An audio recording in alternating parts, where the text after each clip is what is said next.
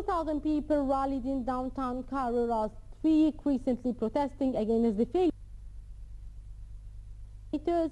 Some at the rally raised banners reading, "Those silent against the harassers are devils." Nermeen Abdulrahman has a story. Several thousand Egyptian women rallied in downtown Cairo recently, calling on Egyptian authorities to end what they call gender-based discrimination and to do more to protect women demonstrators. The protesters chanted slogans such as bread, freedom, and dignity for women. The rally came as an international rights group warned that mob-led sexual assaults targeting Egypt's female protesters could increase if perpetrators are not punished. Amnesty International said statements from victims to show that the assaults follow a clear pattern where mobs of men encircle the victims, assault them, and then try to undress them. The goal of this march is to break the state of fear and anxiety and to tell the Muslim Brotherhood, who are always trying to create and to prove for them that they are scared of us, especially of women. The women of Egypt are very strong. On Wednesday night, protesters spoke out, including some high-profile Egyptian women. Amnesty's warning followed a statement from the UN Human Rights Office, which last week said that about 25 women were reportedly sexually assaulted, in some cases with violence, in Cairo Tahrir Square during recent demonstrations against President Mohammed Morsi. Actress Jihan Fadel said no country will be ruled by force. If those criminals thought that this is the way to scare us and to jail us in our homes, they are dreaming. We are a big part of this revolution, and we will always be. What they are doing will give us more power and more zeal. Amnesty cited a report by a local anti-harassment group which said that a total of 19 violent attacks against women took place on the 25th of January alone. The protesters vowed that the rally is dubbed "At the Street is Ours," and they really meant it. Nermeen Abdulrahman reporting for Nile TV International.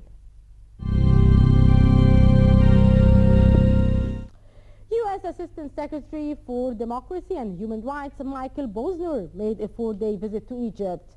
During his visit, he met with many government officials, civil organizations, as well as many political party leaders. Nile International's Reem Noor was there and filed in the following report.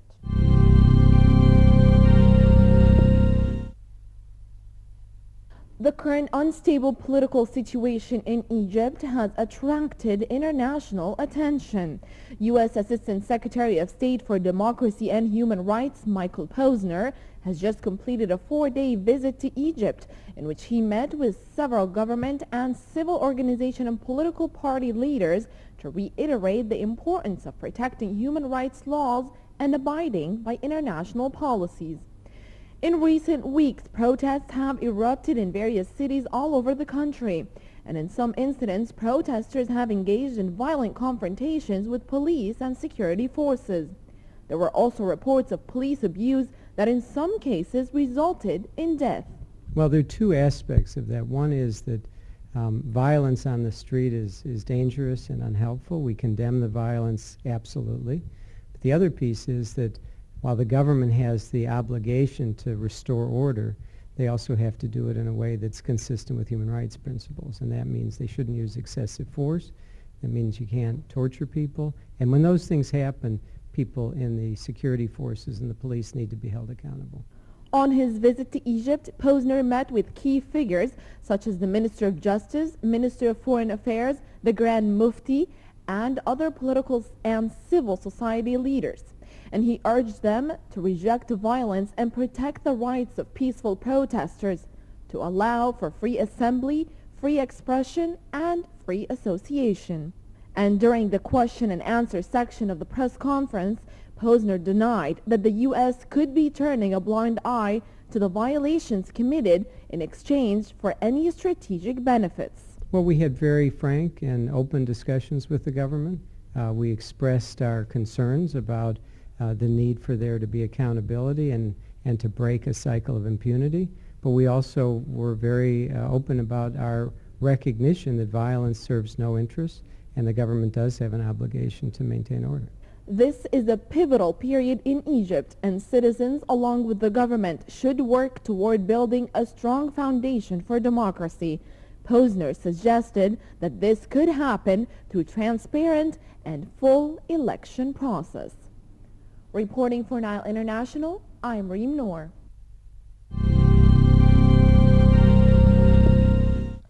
Sharm el-Sheikh is one of the most beautiful spots in the world. It attracts tourists from around the globe who want to enjoy the beautiful weather and the beautiful sea, diving and many other activities. Karim Gamal has more details about Sharm el-Sheikh.